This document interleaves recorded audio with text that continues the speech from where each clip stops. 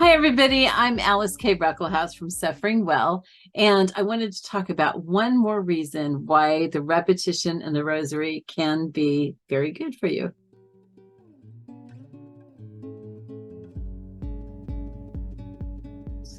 Okay, so we've talked about some of the science behind repetition and why that repetition can be very helpful and very good. We've talked about why the repetition in the Rosary is not the kind of repetition that Jesus talks about when he says, not to have meaningless repetition. And so if you haven't seen that, that's a really important video. So I'll put a link for that down below. But I want to talk about one more reason why repetition can be good for your spiritual health.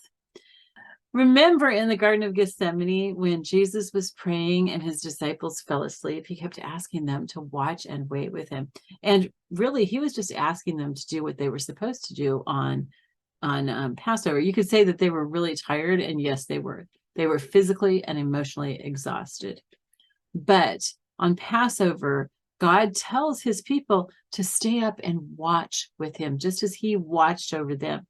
Watching is fasting from sleep. So when he's in the Garden of Gethsemane, right before he's arrested, and he's praying, not my will, but thine. Please let this cup pass me, Lord, but not my will, but thine. And he keeps coming back to his friends and finding them asleep instead of watching with him. In a way, I like to think of the Rosary as my opportunity to be in the garden with Jesus. And yes, the Rosary, saying something over and over and over, it's very easy to lose your focus. All right. And it's very easy. I think you could almost put yourself to sleep if you're just saying it and saying it and saying it and not meaning it.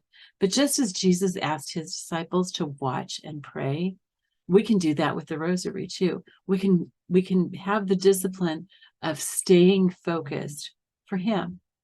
We can stay focused also for our Mother Mary, because we're saying this to her. But we're meditating on mysteries about him. So we're thinking about him, which is one of the ways that we can make the repetition easier. But we'll talk about that in another video.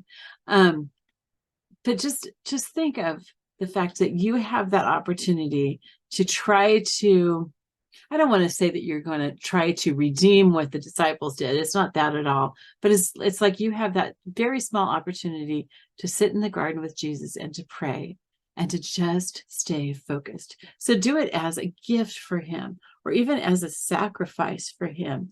Really focus on those words of the Rosary and keep praying them. You don't need to stop and go back and redo it if you did it wrong, or like if you find, oh no, my mind drifted.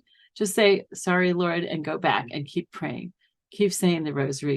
All right, I will talk to you next time. This is a short video. I think tomorrow's is going to be really short also, but I'm going to share with you over the next few days some ways that I use to keep from having the Rosary turn into meaningless repetition.